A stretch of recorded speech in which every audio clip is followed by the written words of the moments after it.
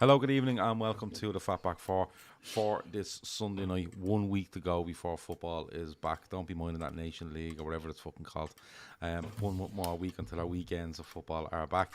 I'm with Seany, Keith, and Emmet tonight, and I've thrown them an absolute curveball for a Sunday night. I've asked them to name the 10 greatest Liverpool players of all time. Now, I will say from the offset, a couple of them may have gone with the greatest, a couple of them may have gone with the best, because they are two different things, and they will probably stipulate that when they get to their list. Seany, it's hard, isn't it, to put 10 in? To just pick 10, I think it's so fucking hard.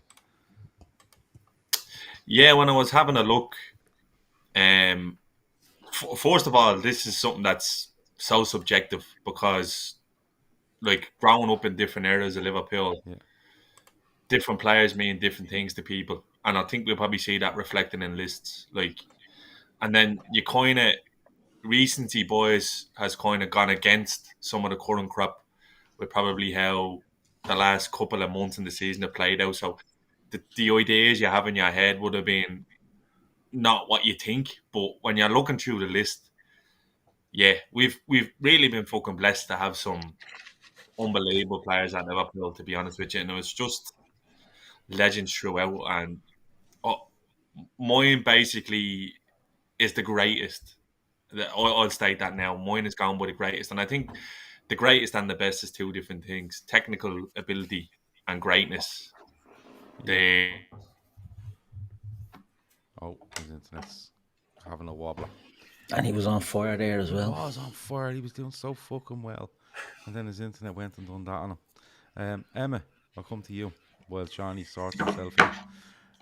You said to me Yeah. before you come on, this has literally taken up every waking moment since you asked me to do this 4 days ago. Do you remember how he used to feel on a Friday being told you have a test on a Monday and Yeah. that kind of Sunday night, and then you hear the Glen Rowe music and you think, oh shit, I'm a fucking test tomorrow. Yeah. That's what it's been like. It's changed personnel about 150 times. It's changed order about 400 times. But I was going with what I felt was the best, not necessarily the greatest. And there is, like Seany said, not necessarily recency bias, but I know Liverpool had great players in the early to late 70s as well, but I couldn't possibly come on and say, yeah, I think he's the best and not be able to say anything about him. Do you know what I mean? So mine is kind of more kind of leaning towards 80s onwards, and I'm sure we'll be able to give some honourable mentions as well towards the end. Yeah. Keith, some say the greatest, some say the best. You can go either way with it. Some will go from 70s onwards. Some will go before that. Was it hard to do your list? Because I asked you for a list and you kind of come back and went, yeah, there's my list. It was fairly quick. It was hard. Yeah, it was hard. I feel that's a bit of a slug in the gut by Emmet there, knowing quite well that I'm going to have players before the 80s. But yeah, but you probably watch videos on them. Do you know what I mean? That's true. I went to school with half of them, Emmet. I'm older than I look. I think, I've mixed and matched. I've gone for Liverpool's sort of greatest servants, but I've made an exception here and there. So I just think it's one of them, it's easy to pick this list from the 80s onwards because we've had a lot of talent in that time. Do you know what I mean? We've had so many quality players, so many exceptional players, but that sort of doesn't look back at the history of the club as well and the success that Liverpool had. I mean, I done a podcast a while ago on about Billy Little. Do you know what I mean? And Billy Little, spoiler alert, he's not on my list. And I just felt that there's so many great players that we may not have seen, but we've seen videos of them, we've read and we've heard stories of. And to me, I love the history of the game. I love the history of Liverpool. And I just felt that I had to include some of these players. Now, it's not all from the black and white days, just a selection. Do you know what I mean? So, yeah, it was a tough one to do. I chopped and changed loads of mine, Gav. I was actually going to text you earlier to change my order, and I said, no, I'll leave it as it is. He probably has it done. No, I didn't. I only done it. I knew there was going to be changes coming, so I kind of left it till about 8 o'clock, waiting for some of you to come in and give it loads. Look, we're going to get into it. this is really a chance for us to have a load of names up on screen, talk about them, how good they were, highlights and stuff like that. And listen, people will agree with a lot of it. People will disagree with a lot of it, but that's how it goes. So let's have a look. Now, I don't want to show everyone the list. Jesus, if I show everyone the list straight off, they'll just turn off and go to bed. Yeah. So give me a second. But We had this on the manager one the other night with you, Gav, doing your top 10 from number 1.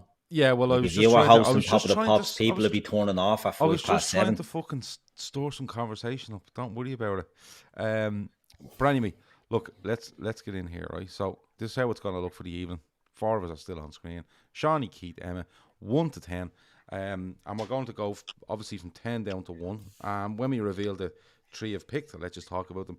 Look, Souness is going to come up a couple of times, so we'll let you talk about Souness, and then if he comes up again, we'll skip over Souness. Antico says, seeing some of legends say Gerrard second only to Dalglish. A few people have thrown the 10 in there, and I've kind of held them for later. I will give them a shout out later. But let's start with number 10, right? So let's reveal who you've gone for at number 10. So Seany's gone for Graham Souness. Keith has gone for Emlyn Hughes. Emma has gone for Michael Owen. Now, when I seen Michael Owen, the list, I went, wow, he's absolutely thrown himself into the deep end there. But I'll leave him for a minute. Seany, Graham Souness at number 10 for you. What has him at number 10? Look at what he done. Look at what he achieved at the club. Again, it's one I had to kind of do a little bit of research on. And like the kids of today, or the boomers as they call them, would just be familiar with Graham Souness in terms of witch hunting, the likes of Paul Pogba, or probably being a bit of an old head on RTE and just, but or a hatchet man. Like when it came to football, like a hatchet man. There's an English rapper called Dave, and he put up a status about Souness years ago saying, yeah, nobody wanted to be a dusty baller, Graham Souness, and then someone sent him a link, and he goes, I actually take that back, I didn't know he was like that. Souness was an incredible footballer, on top of everything else that he had. Don't get me wrong, now he loved to tackle, but his ability was out of this world. He could pick a pass. His aerial ability, his reading of the game, his goal scoring, just look at the goals he scored, and he's pinging the ball around the pitch. I don't think Souness quite gets the love for the footballer he is. It's similar with Roy Keane. I don't think people give Roy Keane the credit for just how good of a technical player he was, and I think Souness falls in the line there. I'm sure like 1 or 2 of the lads actually might have him higher, but for me, he had to be in the top 10. I'm not old enough to remember Souness. He joins the club in 78. 78, yeah. Wins the European Cup in his 4th season. He makes the assist, doesn't he, to Dalglish at Wembley against Bruges. He leaves in 84. Yeah. Goes to, was it Sampdoria he went to? Sampdoria. Yeah. So when I was growing up in the 80s, I always remember the history of Liverpool, right? Yeah. Or the early 90s it was. You got this video, VHS, the history of Liverpool. BBC job, wasn't it? Yeah, and it only went up to like 1991, obviously, because it was the early 80s. Like I think some of the last matches in it was like Auxerre at Anfield and stuff like that. My copy of that only went up to 86. I had one up to 91. Mark Walters. I'm nearly sure it was Mark Walters against Auxerre in around 91.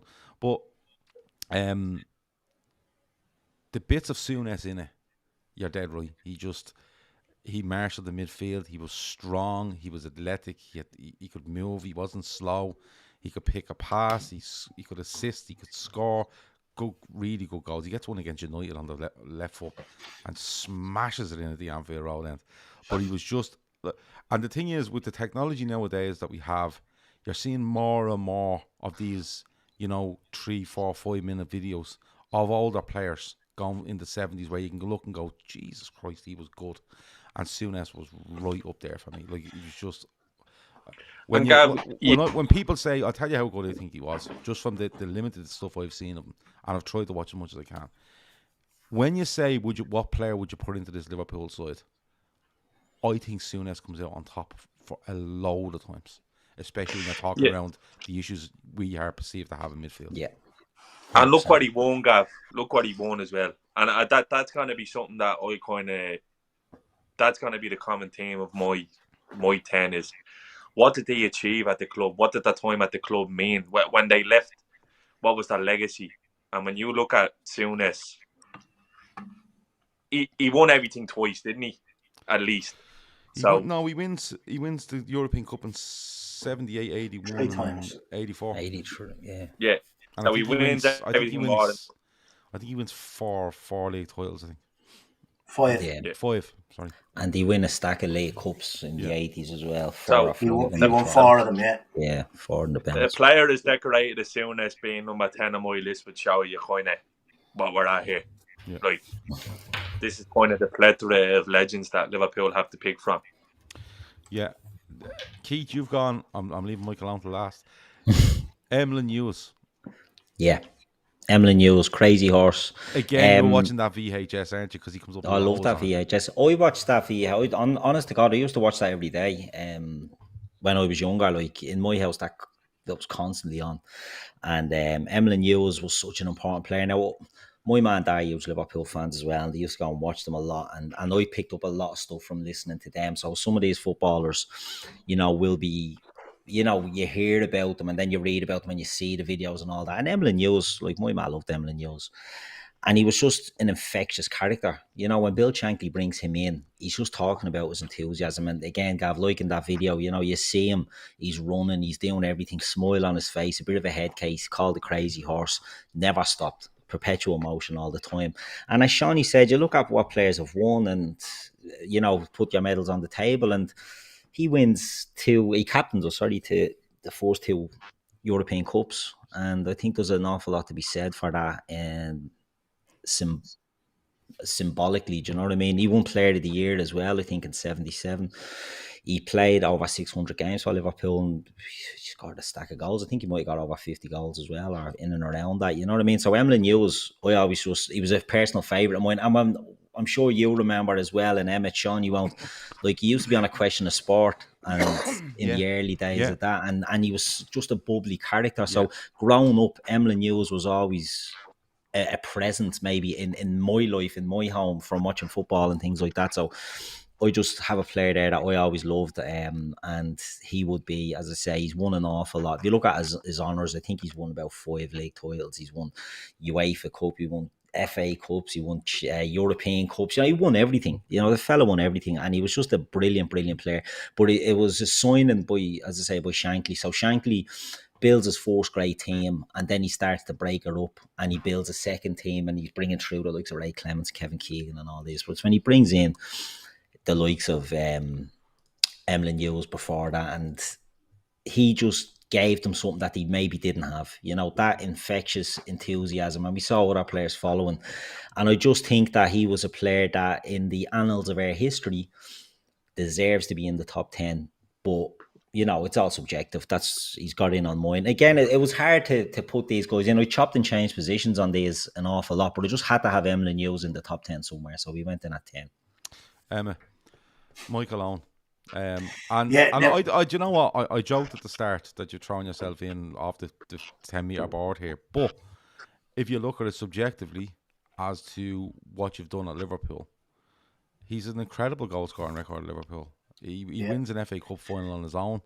He's a better game to goals ratio than Rush, believe it or not. Yeah.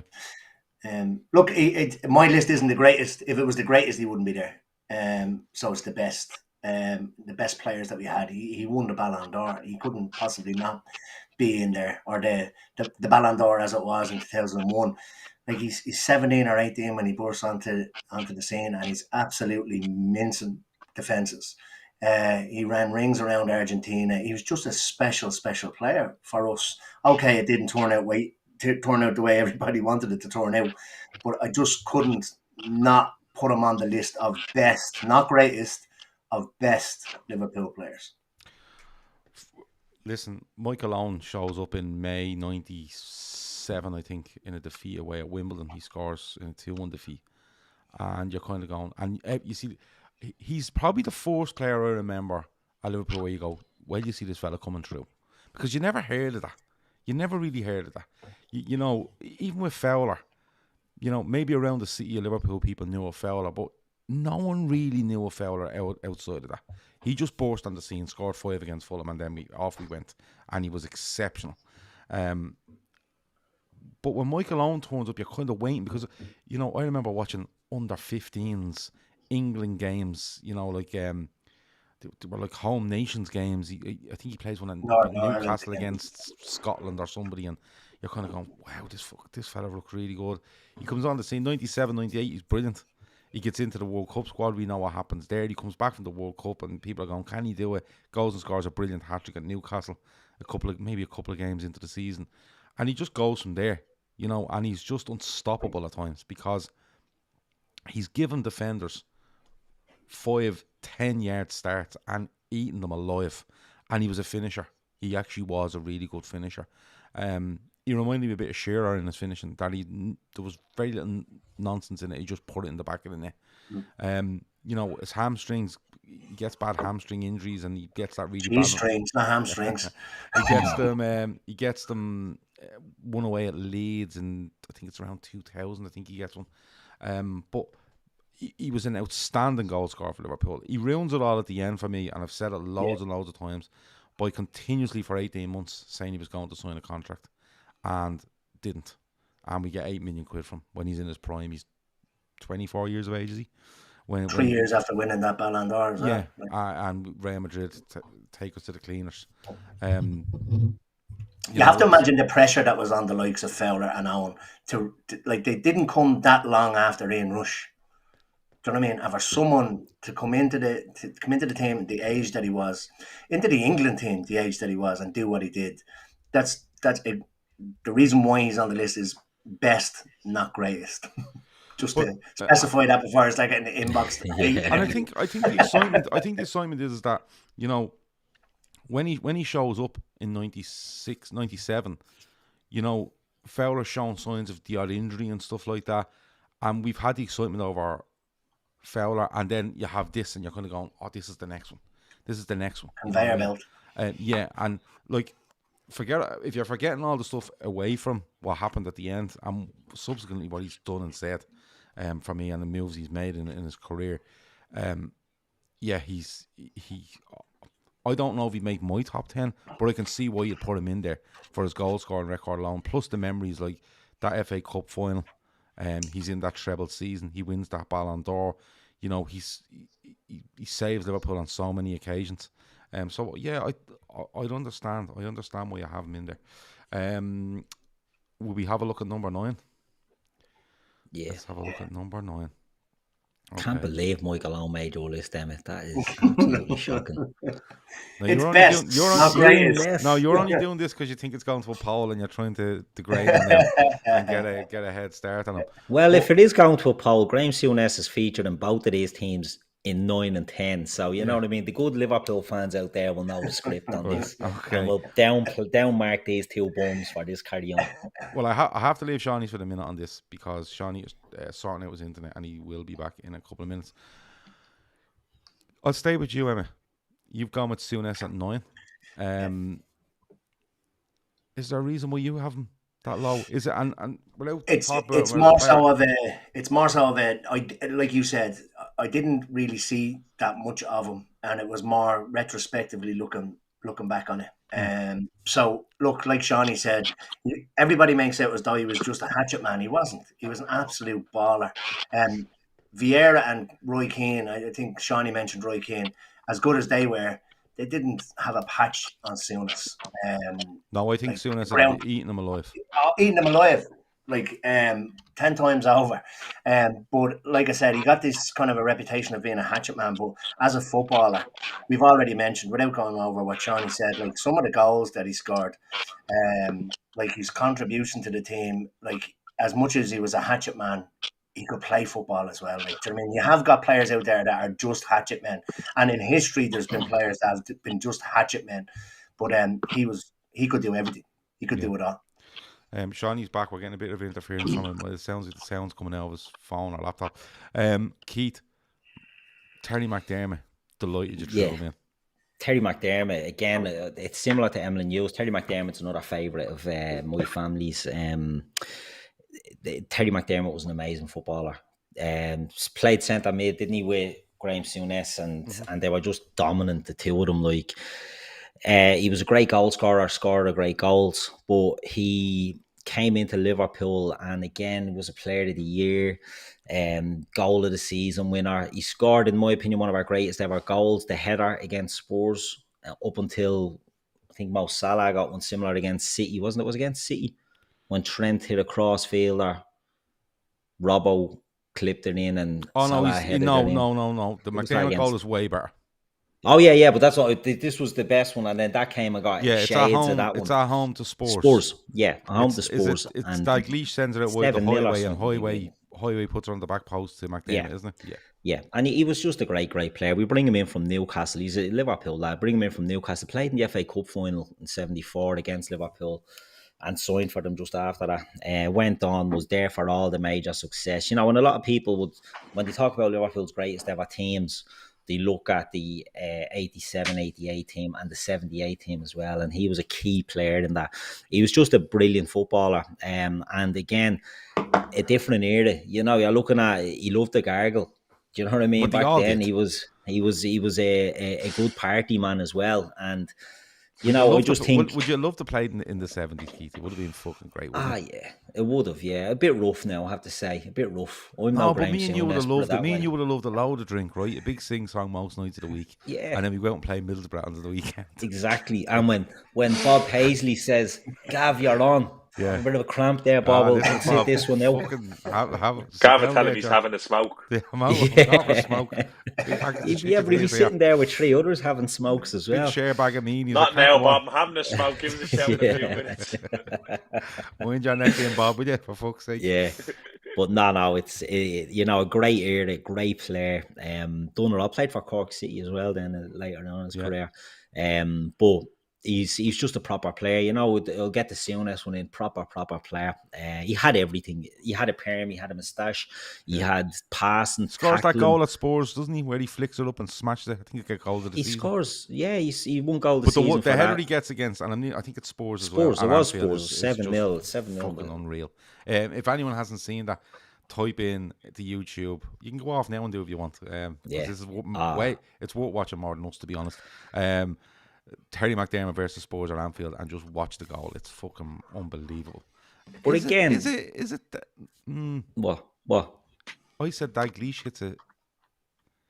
I don't think it is Dalglish. You're talking about semantics now, Gav. Yeah, I am. I have someone else in my head, and his name's going in my head. But anyway, no. But again, you look at the medals, look at the trophy hall. All these players in that era have, you know, and you can just. There's players that won't be on my list, that be on the boys' list, and people saying, how can you not have him in? How can you not? Oh, no, I'm going to tell you, there's going to be more though when we get to 3-2-1. I'm being honest. And some of these players, they'll all differ. All the lists will differ, but yeah, Terry Mack in there for me, number 9.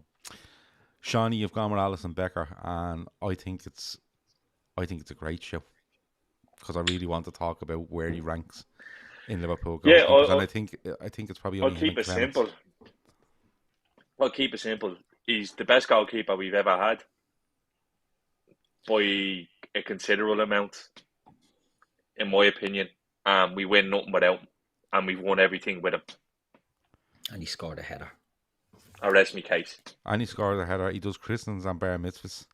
Yeah, you know. Just I've like.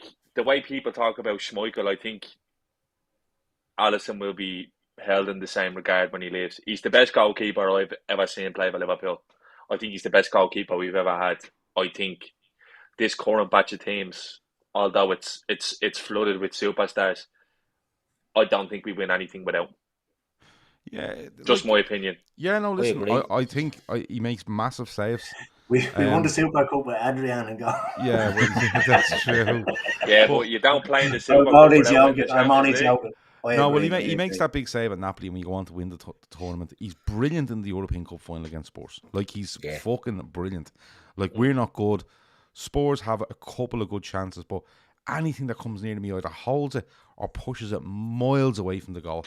I I think he's the best goalkeeper. Yeah, he's definitely the best goalkeeper in the Premier League area, without a shadow of a doubt. The only argument you could put up against him is Ray Clements. Ray Clements has fucking medals falling out of every pocket he has. Do you know what I mean? He's absolutely adored by Liverpool fans. The thing I'd say about Ray Clements on that, sorry, I think Alisson there's definitely a conversation there, and I'm not going to say which way it will go. I just think, again, looking back at footage of Clements and what he's won, Clements was a fucking unbelievable goalkeeper. Clements has the longevity, but I think Alisson is a match winner. I think Ray Clements, while he obviously saved Liverpool on many occasions, he played, he played with a more dominant team in a dominant era. And Alisson, when you mentioned the likes of the Napoli and those Burnley and things like that, games when he's making saves he shouldn't be making, I think he's a match winner. I think he's our greatest ever goalkeeper as well. And Ray Clements, again, longevity, medals, everything else. Alisson has it all, and he was on my list, but he didn't make me top 10. He's one I had to take out. But and let's be honest, being a goalkeeper now is completely different to being a goalkeeper even 10 years ago. Never mind 40 years ago. Yeah, you need to have so much more now in your locker to be a goalkeeper.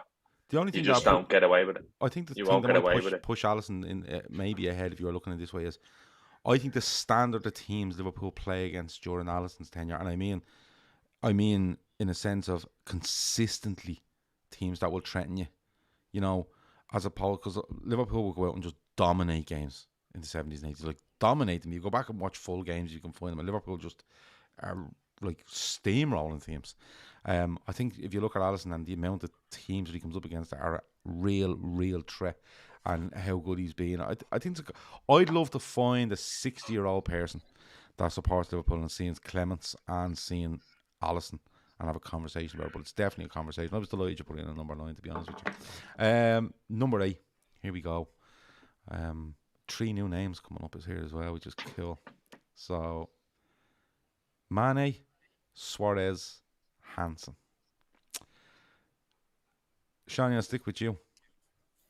Sadio Mane.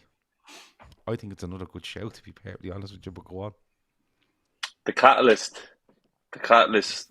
to what became the team that won everything. And this you could probably see this as recently, boys, but Mane was fucking near perfect for us.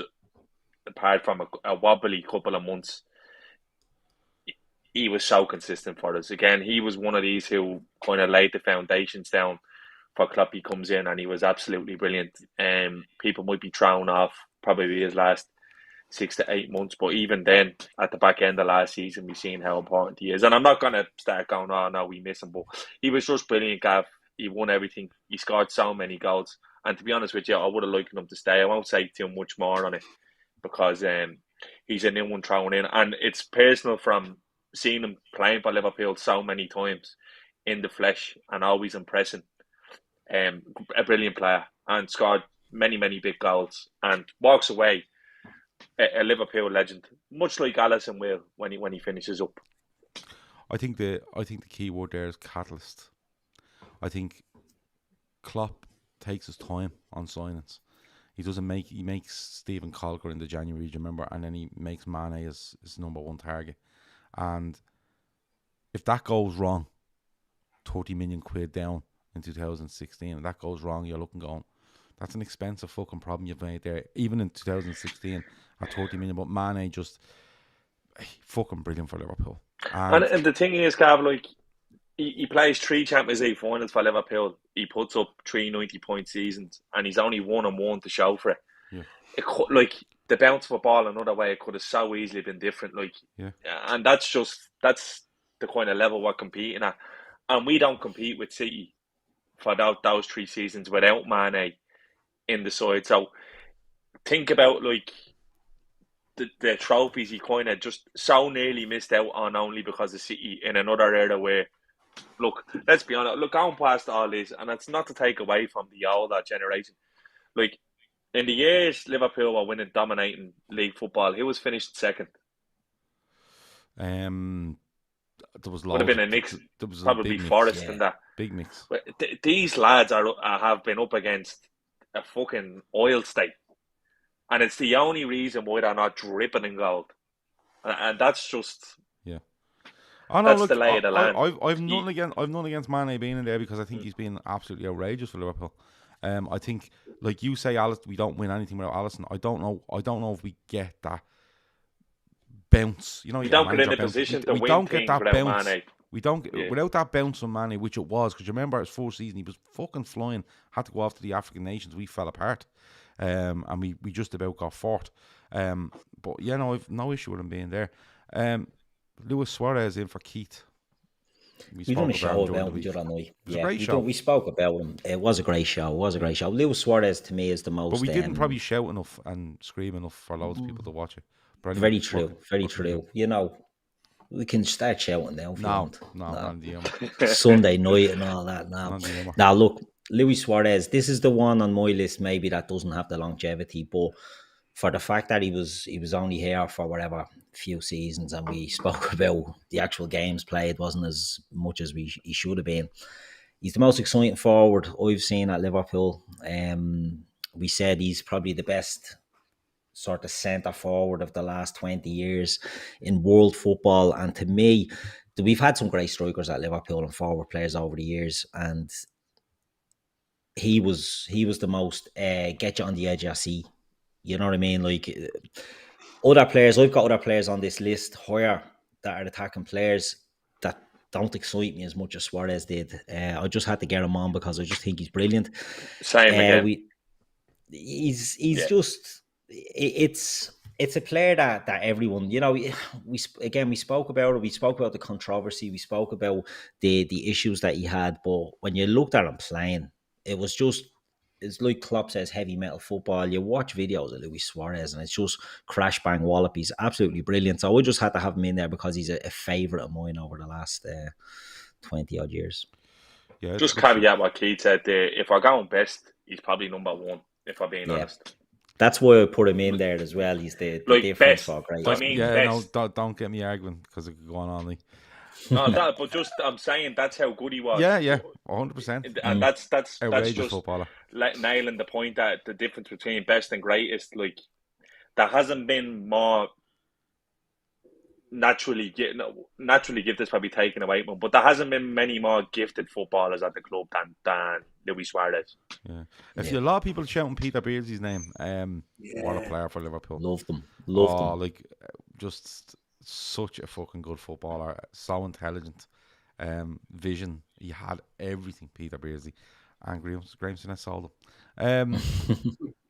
Emmet, Alan Hansen, and we're probably going to go back here to the Alisson Clemens thing because Alan Hansen to me is the one that you should be, when you're looking at Virgil van Dijk, Alan Hansen is the one you should be comparing him against, because Alan Hansen was for me the Rolls Royce of centre halves when you use that term when it comes to Virgil van Dijk, because Hansen was. He's probably one of the most elegant centre halves you'll ever see play football. He was like a midfielder playing at centre half. He seemed to glide across the ground. I had Van Dijk in and I took him out because and I would have beforehand. I would have had Van Dijk as the best defender Liverpool have ever had, but I still think he's probably a season or two away, or maybe a trophy or two away from overtaking Hansen. And the only thing is that Hansen is kind of nearly like Van Dijk crossed with Matip, because Hansen, when he took the ball out of defence, like he the amount of mazes and runs he went on, and decent goals that he scored as well. I know Matip has only got one. Hansen got a fair few. I think he got like 14 in his career. But just as he came out of defence, he was just a joy to watch. Now, I only got the tail end of his career, but the fact that I had seen him, it made you kind of want to go back. And I had all of these videos of the 82-83 season and all, and he's just an unbelievable player. And I just have him shading Van Dijk slightly at the moment, just because of his not both defensively are probably on a par, maybe Van Dijk edges it slightly, but in terms of an all-round footballer and on the ball and what he could create from defence, I'd have Hansen slightly edging Van Dijk. Hansen, you're right, elegant, could read the game, could win the ball in the air, on the ground, could move with it, pass. There's one clip, everyone's seen it, in the derby at Goodison Park, where he reads the ball, steps in, intercepts, it goes into midfield, and hits a pass that if Alonso or De Bruyne hit, you'd be going, wow, he just bends this thing along the ground to Ian Rush, and Ian Rush just absolutely puts it away, and I think that's nice. Ian Rush scores 5.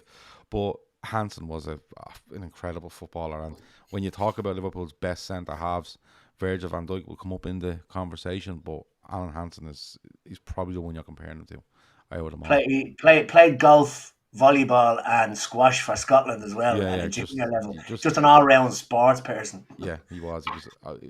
Hansen was a combination of VVD and Agger's ball carrying, says Yus. Number 7. Here we go. 2 more new names for you. Robbie Fowler and Ian Callaghan. So Seany and Emmet have gone for Fowler. Keith's going for the old guard again, and Ian Callaghan. But go on, Seany, I'll let you have the word on Fowler. Because God. Ridiculous. Absolutely ridiculous. The best finish that the club's ever had. Most natural, yeah. Without a doubt. I'd say so. And it's a shame. It's kind of a shame the era he was in, because you put him in every other era and he just wrecks the gaff. And similar to Michael Owen, I think you could probably put it down to England probably running 2 of the most naturally gifted strikers they ever had into the ground in terms of what happened to him. He even came back. Look at the way he's revered, Gav, by fans. He was one when I was just a baby and people were in awe of him. And unlike like some of the Ola heads that we've named, a lot of his stuff is more accessible, but just every single type of finish you can imagine. And he was doing it at 18, 19, even playing for Liverpool. Just the most natural finisher you've ever seen in your life. God, and the personality to boot. Yeah. He might not have won as much as some on these lists, but look, just God. He burst on the scene in '93, I think it is, and for me, I'd seen the back of Beardsley, Aldrich, Rush is getting towards the end of his career, really, around '93. Barnes isn't the Barnes that he used to be because of the Achilles injuries he had, and he's just not the same player. And Fowler is just like, this is exactly what I need. I'm 12 or 13 years old when he comes on the screen. No, I'm not. I'm about 11, 12 when he comes on the scene, and he's just blowing your mind. Look, he's a light in the dark, wasn't he? Because like going through a rough patch. You've seen Aldridge, you've seen Rush, right? Goal scoring terms, right? And you're saying to yourself, this is another fella, but he was left footed as well, Seany. And the left footed always looked a lot more elegant when he was finishing, but he could score headers outside the box, inside the box, curling it, lashing it, tap ins. He done everything, but it all looked effortless to him. There was no, when you see some strikers, they're trying to adjust their body to shoot. He didn't. If it was there and it needed to be hit, right foot on the half volley or rising, he just done it. He was unfucking believable, and he had that bit of pace about him. Not electric pace, but in his brain, he was just timed runs perfectly. You could have the quickest defender in the world, but Fowler, the way he get in behind you and position his body where you couldn't touch him, and then it was just so natural the way he scored. And again, injuries do him, and he doesn't get enough chances at England because they're playing, when he really gets into the height of it, they're playing Sheringham and Shearer. But the amount of goals he scores for Liverpool, he's just fantastic. I'm going to remove this on a little bit because I know we're only on 7 and we're fucking 40 minutes in here. Ian Callaghan, talk to me, Keith. That's your fault for limiting this to an hour. Do you know what I mean? People know the script. I didn't limit it, no, but like, you're rushing us now. You're rushing us along. Ian Callaghan, so Ghost of Gerolaitis is saying, am I trolling with the list? No, why would I be trolling us with your this list? Keith's it's my list, and Ian Callaghan played 857 games for Liverpool. Do you know what I mean? So if you don't know who Ian Callaghan is, you know what I mean? You probably should. So Ian Callaghan takes over from Billy Little in 1960 and he plays up to 1978. He wins it all. He's the most appearances for Liverpool. He won an absolute stack. Liverpool lad.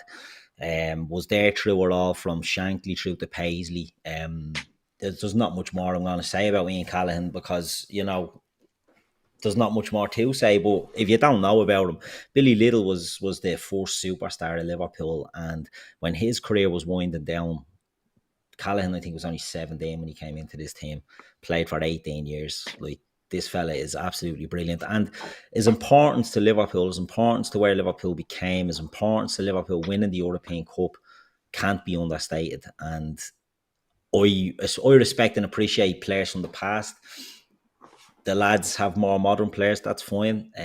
But for me, Ian Callaghan, one of the greatest players we've ever had, deserves a place on my list. Okay. Let me go to number 6. 3 new players for you. Fuck me. Here we go. Van Dijk, Ian Rush, Mo Salah. Emma, Mo Salah.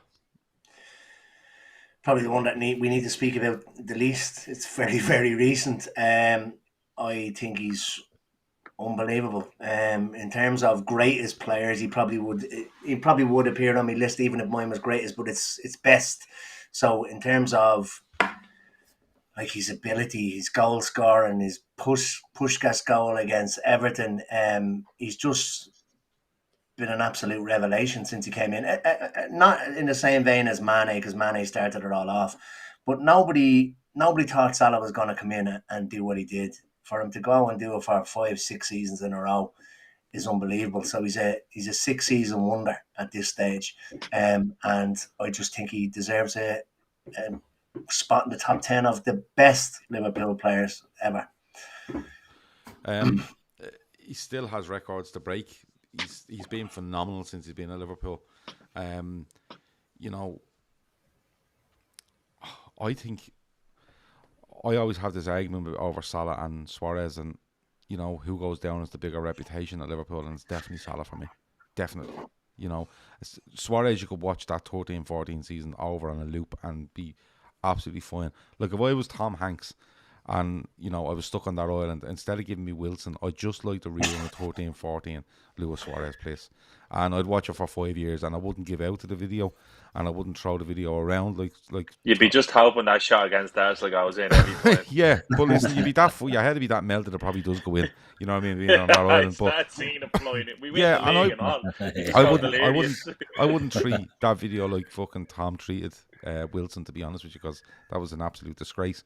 But the goals he scored, and again the level he's brought, Liverpool were at a level where they were top 4 when he gets there, and he's been a huge part of where we've got to and where we are now. And you know, probably should have more medals, but what you're up against is cheats, so it's hard. But when you take that all out of it, Mo Salah goes down as, yeah, he's right up there. Like when they do the next 100 players that shook the cop when they do it in 2025 or whenever, Mo Salah's going to be right up that 10. list. Yeah, he's going to be right up that list.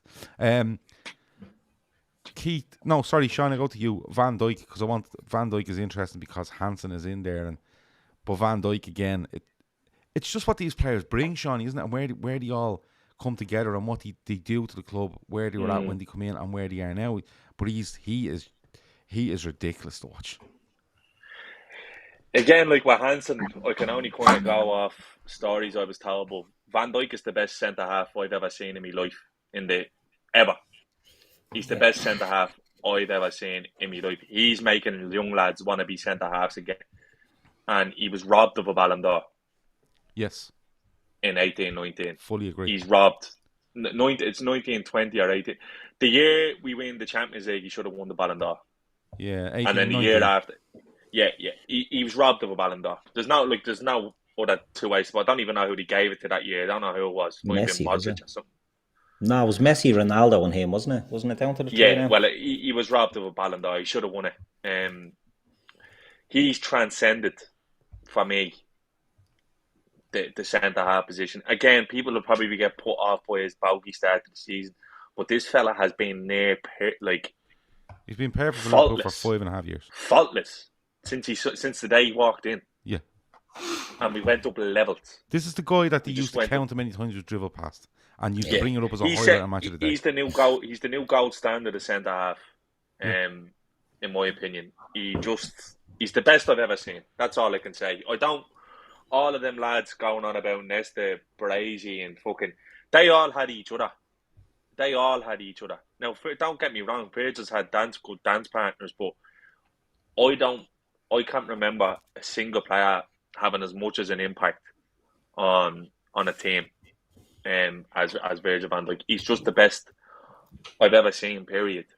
And that he's 6 in the list for that. He's a centre back. I believe Hansen was brilliant, but even my old man said, like, Virgil is just incredible. I find when you watch him, even when you watch him on TV, but when you watch him in person at Anfield or whatever, you literally there's 2 or 3 times during the game where you go, stop that. You actually do that. You go, fuck off, Virgil. Will you stop that? It's stupid stuff he's doing.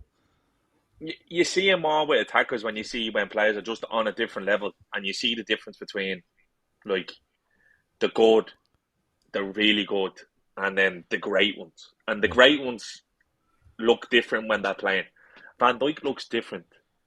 No, I don't think I've seen many like him before. Like, he's just, again, recency bias for me, but he's the best centre half I've ever seen. And I could not do this list and not have him on it. That's what I asked Gav when he said that. I said, are we talking best, greatest impact on the team? And he won everything as well. If you're talking impact on the team, I'd have Van Dijk in ahead of Hansen. But you see, the thing is, right?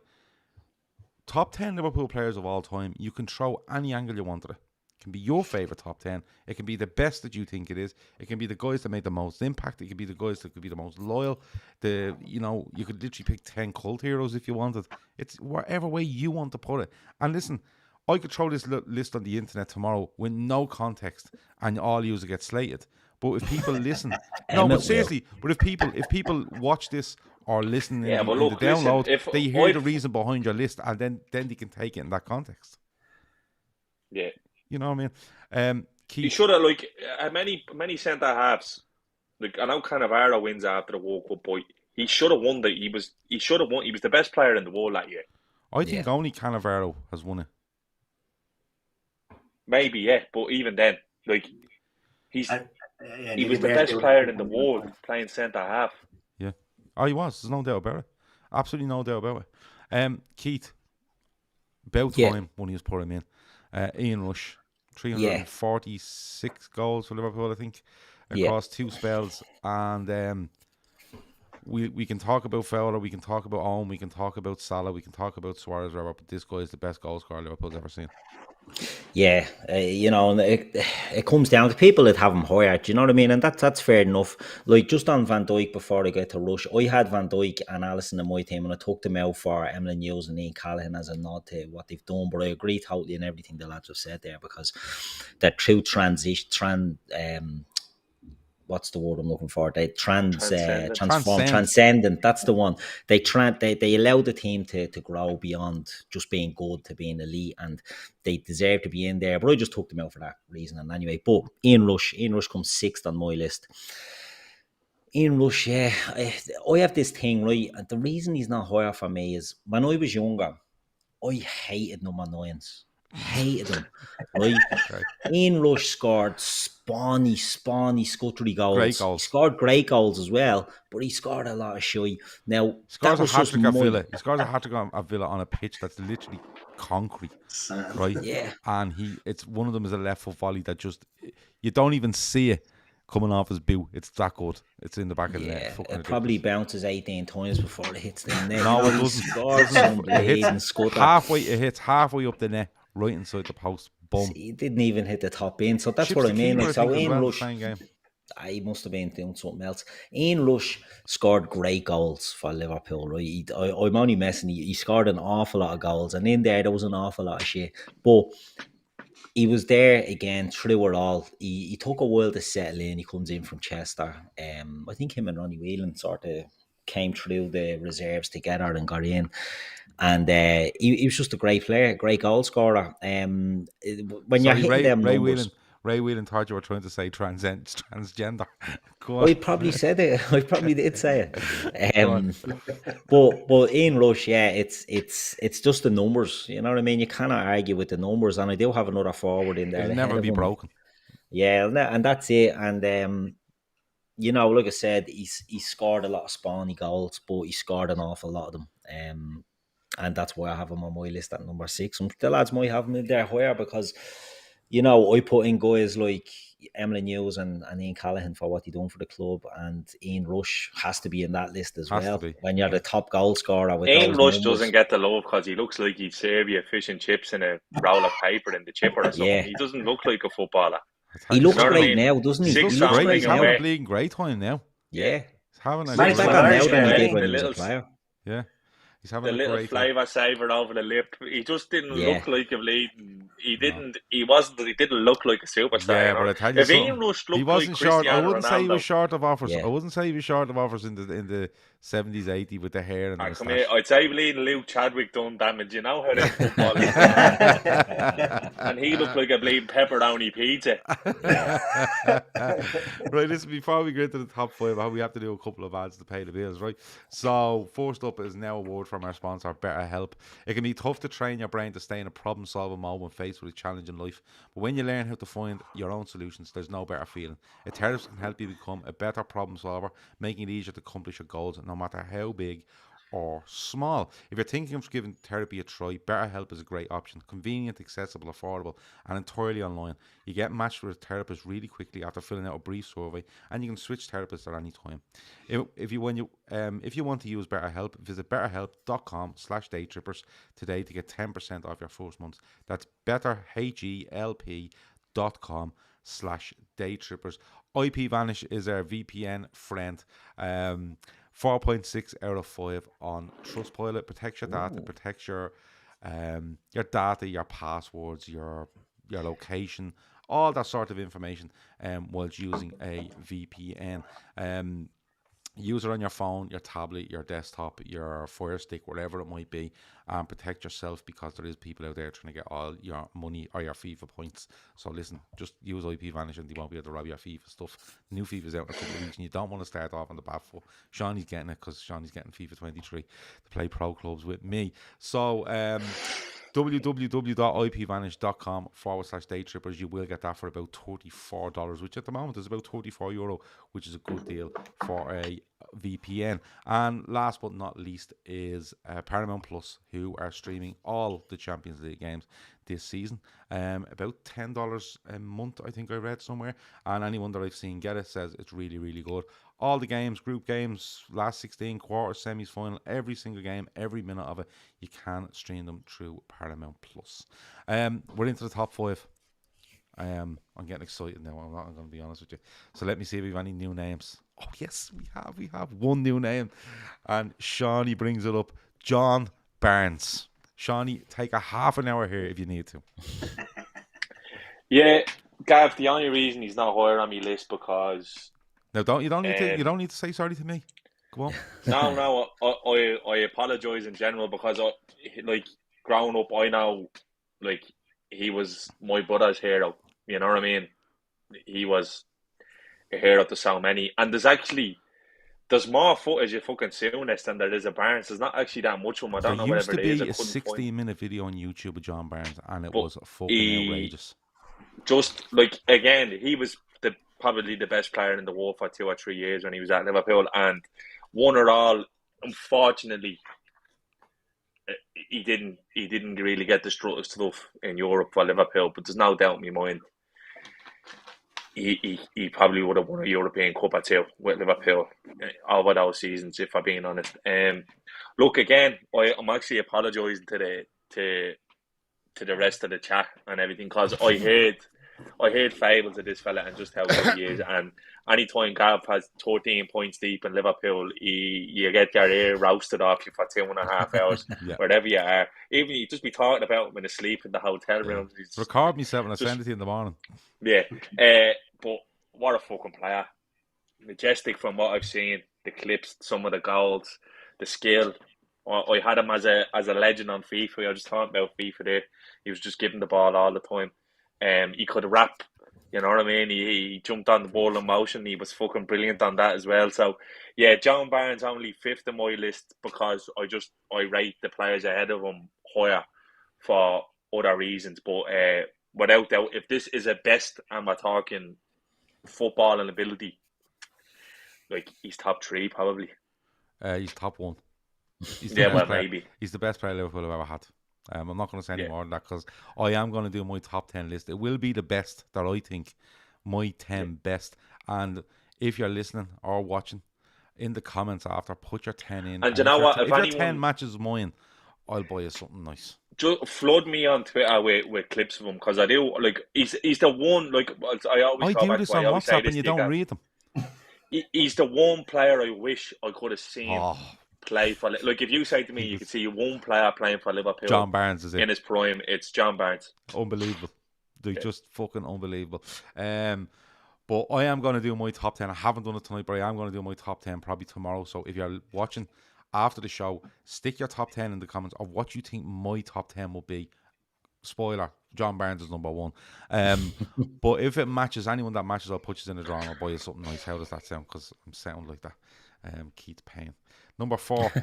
I'm going to move on because obviously Souness and Rush is in there already. What? Whoa. What? I don't get Souness. Did you not talk about Souness earlier? No, I didn't. Anyway, I just very quickly want to say I don't want to talk about Souness, but before we move on, I was toying with the idea of changing my number 3 down to number 5 and pushing these 2 up, and I didn't, and I regret. But yeah, Souness 5th. Right. Okay. I think everyone's top 5. Yeah, dealing with the top players that the club ever had. You know what I mean? So at 4, Shawnee has put Salah in there, which is fair. It's the second time he's appeared on the list. Emma had him in at 6. Barnes is in there, and number 4 for Keith is 1 ahead of Shawnee's pick, and Suarez appears on Emmett's list after being 8th on Keith's. I want to get down to 4, 3, 2, 1 to be honest with you. 3. Here we go with 3. Rush, Salah appears. Steven Gerrard comes in at number 3 for Emma. Let the games begin. Emma, Steven Gerrard. Yeah, like I keep saying it, mine is the best. If you're talking greatest, he's probably in the top 1, like you said about Barnes. Longevity, played in a team full of shams, basically dragged them over the line so many times he could have a goal of the season competition just all by himself, and just was Mr. Liverpool for so long. So yeah, I'd have him in terms of ability best. Gerrard number 3. Okay, I am going to leave Gerrard for a minute because you two boys are going to have him up there, so you can both get a chance to talk about him in a minute. I think it's so hard when you get to 1, 2, and 3, but Gerrard just rocks on the scene, scores that goal against Sheffield Wednesday. His debut was actually, I think, away at Spurs against Ginola.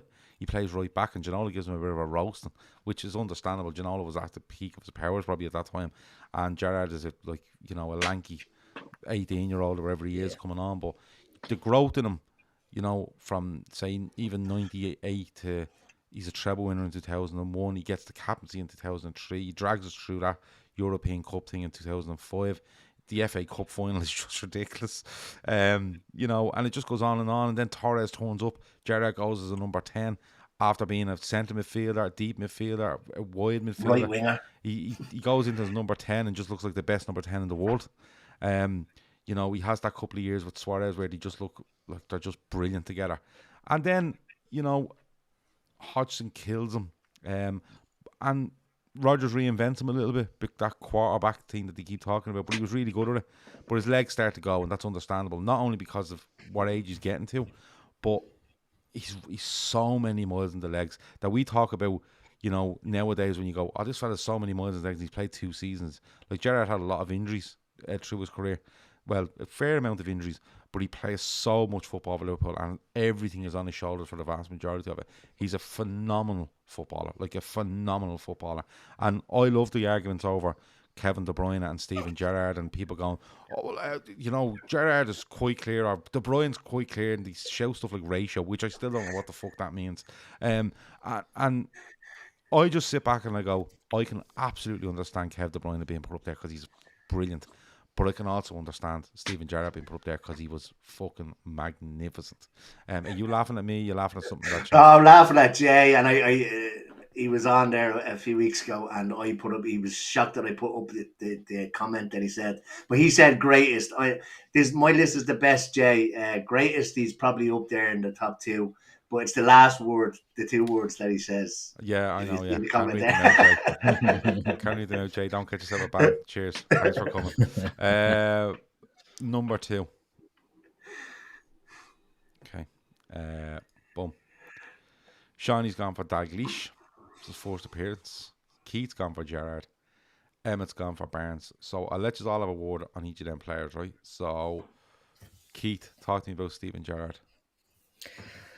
He was phenomenal player. Had it all. Emmet was right. He played with absolute shy for a lot of years at Liverpool for the time he was there, and he drove them on and he pushed them, and he had that will to win. I would put him ahead of Souness because of, again, he was there for a long time. He was missed at Liverpool. Souness was there only for 6 years, but Gerrard, unfortunately, never got that holy grail of a Premier League and made the balls of it when he had the chance of getting it, you know what I mean? And it's just such a shame, because I think if he'd have got that little cherry on top in an era when, you know, they're not as freely available as the lads in the 70s and 80s were hoovering up league titles, if Gerrard could have got that one, it may have pushed him up number 1 on my list, but I just think he was a phenomenal you're player. not one of them. Fuck me. What? The fella won everything in football bar the league title, and he just gets bashed with it. Yeah, It's it's not even that he didn't win it, Shonny. It's that he balls. I'd love him to win it, because even if he won, he go. Yeah, well, I'll tell you what. I'll get obviously everyone knows you're getting a word one on Gerrard because he's your number 1. We know this. Shawnee, Kenny Dalglish, another man that was around before your time, but he's still at the club. He's still there. He is Liverpool. I think he's the biggest figure at Liverpool in their whole history. Yeah, Dalglish is Liverpool.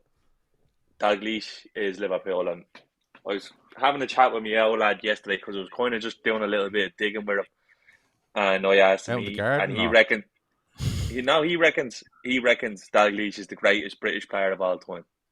And your father, of course, is a sports fan. My dad's a sports fan. Yeah, nice man. I met him. And he reckons Dalglish is the greatest British player of all time. And I know lads who support Celtic and highly they talk about him. But again, this is greatness we're talking about, and legacy. And Dalglish did it in nearly every role available in the club. He guides the club through the most difficult period in its history, being Hillsborough, and he does what he does for people. It broke him. It broke him as a man, but we can't not forget what he did as a footballer. And when you just watch him back, he was fucking unbelievable.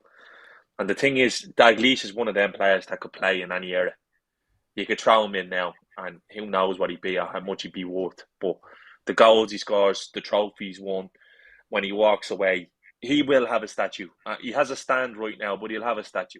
Yeah, at Anfield one day, and so he should, because he was literally missed at Liverpool, and he still is. Look at him now as a figurehead around the club, and there's only one sole reason why I have Gerrard ahead of him, and we'll get on to that. But Kenny Dalglish for me just embodies Liverpool. Just everything about him completely embodies Liverpool. Seeing all, won it all, and the King Kenny. I'm going to let Emma get on to Barnes, and then we'll have a little row at the top at the number 1. But I genuinely think Dalglish is the biggest figurehead in Liverpool Football Club's history. And I know people will say to me, no, Shankly, don't get me wrong, Shankly from 59 to 74 takes Liverpool from the pits to, being everything, bar the European Cup. He does everything he can at that club. With infrastructure around the club, just everything he wants to be. He sets standards that have to be kept, and that's his legacy. I think right to this day, I think that's Shankly's legacy, and that Liverpool hold themselves to a standard, and that standard isn't made up, in a back room somewhere and on a cigarette packet. That's from Shankly, and that's his legacy. But and it's not to disparage Shankly in any way, but when I look at Kenny Dalglish as player Replacing a brilliant Kevin Keegan, by the way. Like, massive pressure on him when he signed for Liverpool in 77 after Keegan's won a European Cup and gone to Hamburg. The player he is, what he wins European Cups, 3 European Cups, whatever amount of leagues. He goes in as player manager, and people are like, is this fella fucking mad? You know, who he's following in the likes of Paisley and Fagan. Drags that team to a double in 86. Like, he gets them all together and wins that. Produces, for me, arguably the best Liverpool side you've ever seen in 87, 88. And what he does around Hillsborough stands him above all people. And I mean that from the bottom of my heart. It stands him above everybody. Because not only does he manage the football club, he manages an entire city. He manages an entire city during that time. And he's still at the club. And he walks around that club like the most humble fella you will ever see. And everybody is still in awe of him. Go back and look at this stuff this week, the Liverpool legends. They meet Kenny Dalglish, and they're all still, it's Kenny Dalglish. They're nearly, they're taking a step back because it's Kenny Dalglish. So, yeah, I just think Kenny Dalglish is just phenomenal. And I know this on a playing side, but Dalglish is just, I think he's the best. I just think he's the best person that's ever been a Liverpool. Ridiculous player as well. Like, so good. Unbelievable. So fucking good. The assists, the goals, everything about him. Such a clever player. Emma, do you want a word on John Barnes before we get into the top one? Yeah. Look, I probably won't be able to wax lyrical about John Barnes as much as you can, Gal, but he was my first Liverpool hero. When I played football when I was younger, I was a striker, so I admired Rush, and I had number 9 on my back for Rush's goals. But in terms of football and ability, John Barnes was next level. I said Hansen glided across the ground with the ball. Yeah, he hasn't a patch on John Barnes. Oh my God, to see him moving across a football pitch is unbelievable. He was like a ballet dancer more so than a footballer. The way he moved across a football pitch, unbelievable. And I mean, you're talking the 80s. They're still throwing in hip high tackles at some stages, and he's just riding the challenges and still getting the goals. And like, I know later on in his career, they changed his position more so into midfielder. 91, I think it is. He gets the Achilles, and it just kills him. But my first favourite footballer ever when I was younger. Yeah, I'm genuinely going out to find clips of John Barnes after this. Stop. On John Barnes, before we go to the number one, Sean, you touched on something and you were spot on. There's not enough coverage on footage of John Barnes. I had a conversation a few years ago with a Man United fan going on about Cristiano Ronaldo being the best winger that's ever been in England, and I'm like, you've never seen John Barnes. And another United fan that was there is an older fella, older than me, and I put him on the spot. So what was John Barnes like? And he goes, nothing much. So what was John Barnes really like? He goes, he was fucking amazing. He said, I hated John Barnes. He said he was brilliant. Edge of the seat stuff with him all the time. The goals, the close control, the strength, he had it all. And there's just not enough videos of him. The goal in the Maracana for England, you have to go searching for that to see that. Do you know what I mean? I seen a clip a couple of weeks ago. I think they play United at Anfield. I think it's United. And they get a penalty that they shouldn't get, and they don't get a penalty that they should get, both on Barnes, I think. And you want to see him. It's fucking madness. Like, I think it's United it's against, and they're literally, there's 4 or 5 of them just chasing this fella around the pitch, and they haven't got a fucking breeze what's going on. Number ones, though. Here we go. Sean, he's gone for Gerrard. Keith has gone for Dalglish, and so has Emma. Keith, Dalglish, Emma, Dalglish. If you want to add anything about Kenny Dalglish before Shawnee sews this up for Steven Gerrard, go ahead, because Shawnee literally is lining up this volley as we speak. Kenny Dalglish is the best player we've ever had, like, in my opinion. Well, I grew up with Kenny Dalglish as the best player we've ever had. Steven Gerrard, like you said, came in a team that wasn't as good, and Kenny Dalglish was winning everything. And I just feel that Kenny Dalglish is the symbol of Liverpool, as you said. I think what he is in Liverpool, it doesn't, not that it overshadows what he done on the pitch, because what he done on the pitch was brilliant. And if you watch back the clips, like, he wasn't a goal scorer like Rush, but the creativity that he had, the passing that he done, and he scored big goals as well. But some of the passing that he done was wouldn't say ahead of its time, but it wasn't seen as frequently back in the 80s and late 70s as it may be now. You know, little dummies and little drag backs and things like that that weren't part of the game. He was just such an intelligent footballer, and he wasn't big. But his arse obviously was. he had a huge arse. Yeah, his arse was huge, and that it was so effective. Do you know what I mean? It was so effective, and the strength that he had to hold players off. I think you touched on it, Gav. You know, he's revered at Celtic. He's revered at Liverpool. He goes to Liverpool in '78, right when Keegan leaves. After the 77, 78, after the European Cup final when Keegan leaves. He's only there, obviously he stops playing when 86. He's winding down. Like, he's not there that long when you think about it. But the impact that he has in those years, and that's without touching on to what happened at Hillsborough, because before Hillsborough, he was the greatest. Do you know what I mean? Like, when we were growing up, Kenny Dalglish is Liverpool, is the greatest. And then Hillsborough happens, and it took lumps out of the man, and lumps that he maybe only took years to recover from. And, you know, everything that he does, he's Mr. Liverpool. And I think in 100 years, he'll be Mr. Liverpool. And that's just where he ranks for me, number one. Number one for you as well, Emmet.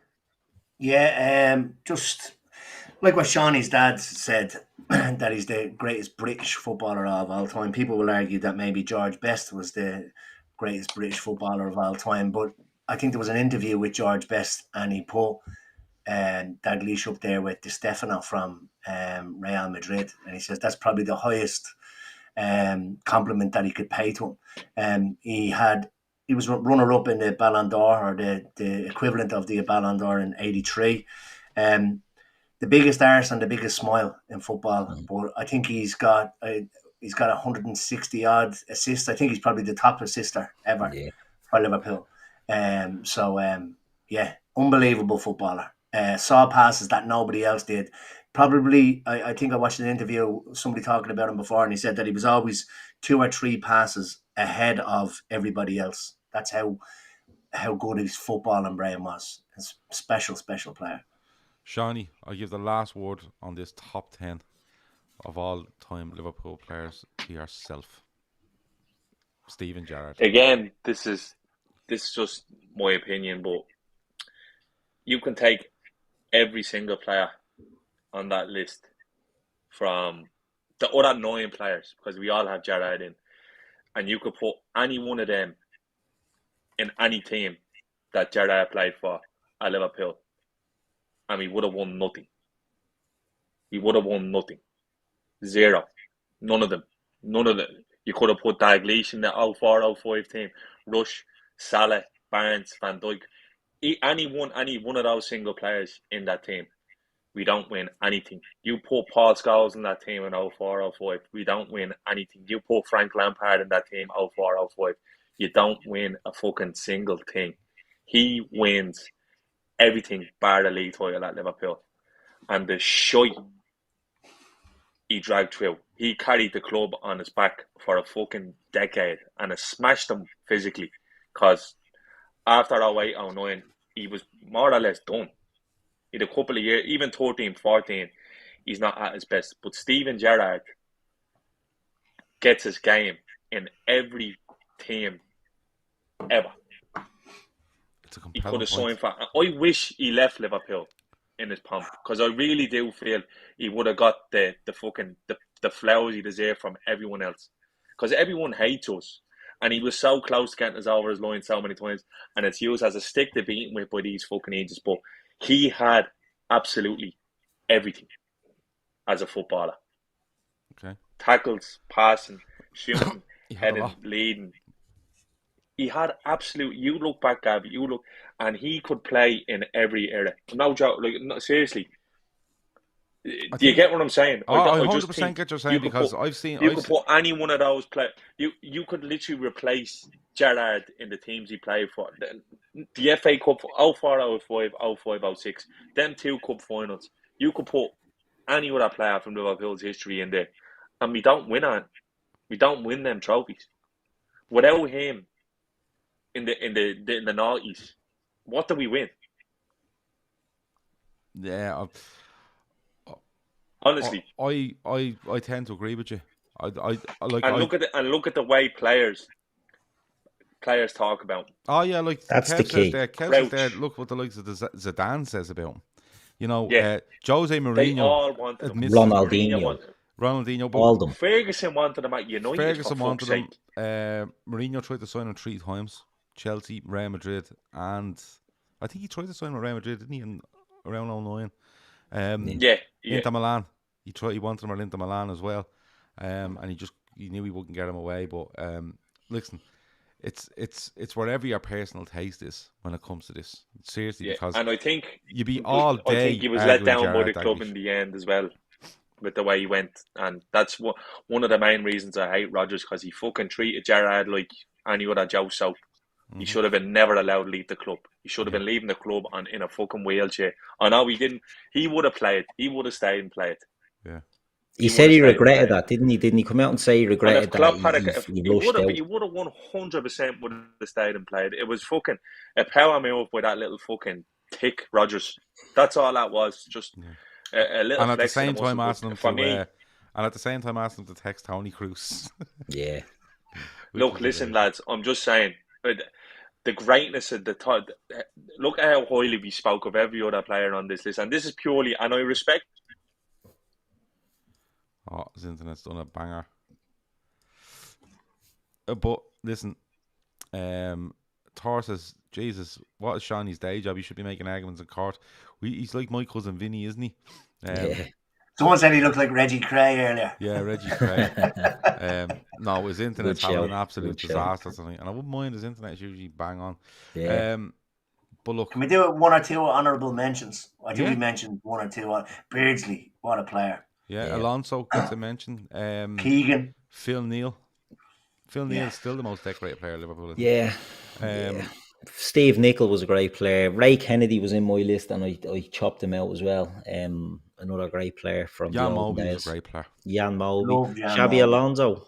Thiago, if we're talking about ability, is one of the best footballers that's ever wore the Liverpool jersey. Obviously, he's not making this list, but there's been so many good players. We've been lucky over the years. There has been so many great players, and even like honestly, I think I still might have that VHS somewhere, and you can actually get them converted now into DVD and all, can't you? You can get it on YouTube and all. Yeah, well, I'm genuinely going to go off and find clips of John Barnes to send to Shawnee because he deserves it, and it was his birthday a couple of weeks ago. That goal against Brazil in America, it's the most Brazilian goal ever scored against Brazil, I'd say. Ronnie Whelan says Jay Whelan. He's only saying that because his name is Whelan.